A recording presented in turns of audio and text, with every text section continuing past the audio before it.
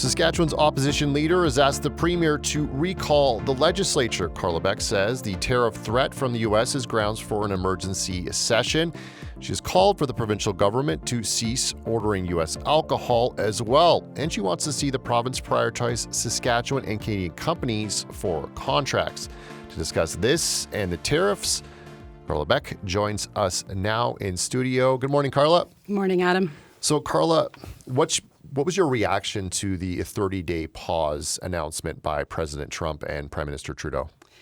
Well, initially, I think, like most people, relief that we have a reprieve. But also, I think there isn't anyone out there who thinks that we should stop worrying about what's going to come next. We should use these next 30 days wisely to continue to work with stakeholders on both sides of the border to show that this threat of tariffs is not going to be good for Canadians for sure, but also not for Americans. This is going to impact workers and wallets on both sides of the border. We need to continue to use this next 30 days wisely to hopefully ward off tariffs in the long run, but also to plan in case tariffs do come in. And, this has to be an all-hands-on-deck moment. How should leaders be dealing with President Trump and sort of the moving target, the moving goalpost that he's giving for reasons for the tariffs and what he wants Canada to do? What should be the response to this? The uncertainty, I think, in part is the point. This is going to be an interesting, to say the least, 4 years. I think we have to steel ourselves. We have to be effective. We have to work with people on, as I said, on both sides of the border. And this is a message that we've been hearing clearly back from stakeholders time and time again. You can't jump at every tweet.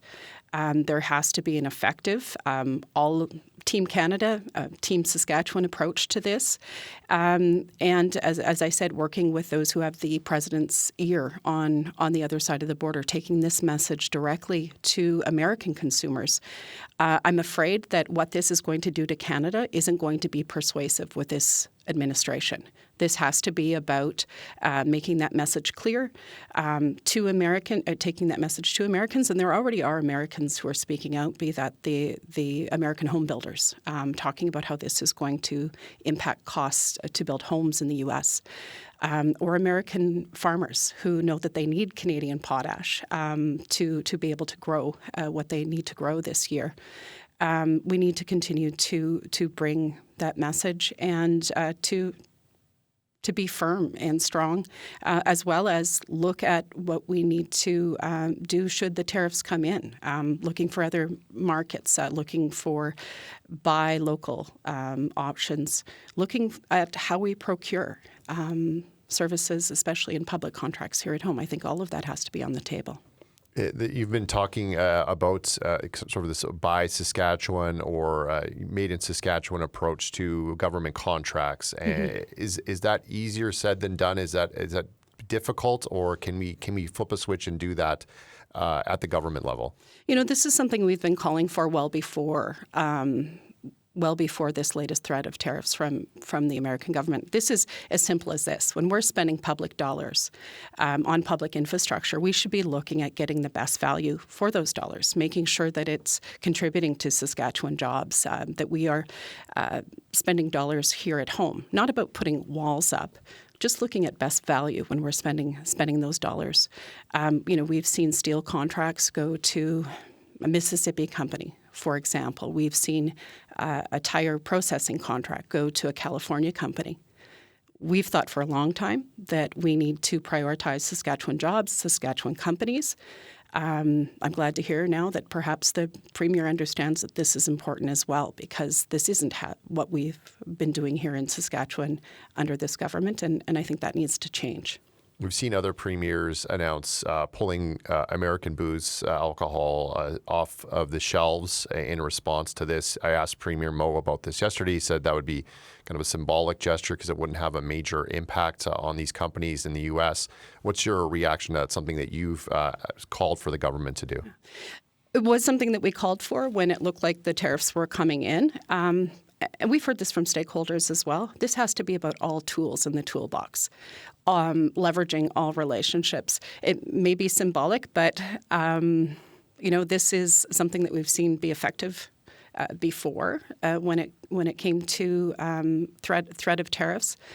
But also, it's not the only measure. To suggest that one measure is too small, I think, how we purchase locally. I know that a lot of people that I talked to in the grocery store over the weekend were doing their part. They felt like they needed to do something. They were checking every label, prioritizing buying Canadian products, buying Saskatchewan products. I don't think there's any measure too small when you look at a threat like we're facing right now. This has to be all hands on deck. All of Saskatchewan, all of Canada approach, and everyone has to do their part. Later today, we're going to be calling for a task force, a team task force, to continue to do that work. What we've heard from stakeholders is that they are encouraged by the message of unity here at home. They want more information. They want to do their part. So if the Premier won't take us up on our offer to come back into the legislature, we've got more ideas. But we can't stop. We can't be complacent in the next 30 days. It has to continue to be all hands on deck. What would be the components of this task force? Are you seeing like a government, a nonpartisan? Is it business leaders? How are you envisioning this? I think, as I said, as broadly as possible. That there are a lot of Indigenous business owners here who have a role to play in procurement. There are producers. There are those who have interests on both sides of the border. When we look at mining, we look at potash. Our top three exports: oil and gas, canola, and potash. I mean, there are a lot of interests there. All of those voices should be at the table.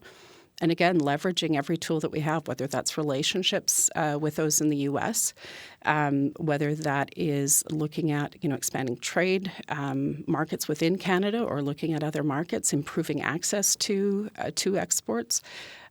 All of these options in the next 30 days have to be considered. When we've taken this message to stakeholders, and it's been well over a month now. Consistently, what we've heard back is that this is the approach that they want to see. They don't want to see political parties playing partisan games with something as serious as this.